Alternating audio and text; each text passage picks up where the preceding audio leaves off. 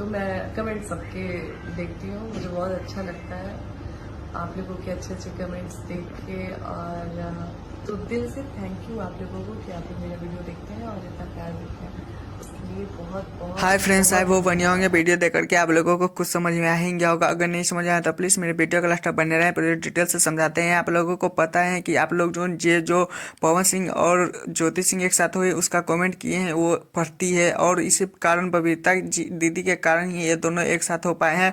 और ये बोल रही थी कि मैं आप सबका कमेंट पढ़ती हूँ और आप सबके लिए थैंक्स बोल रही थी।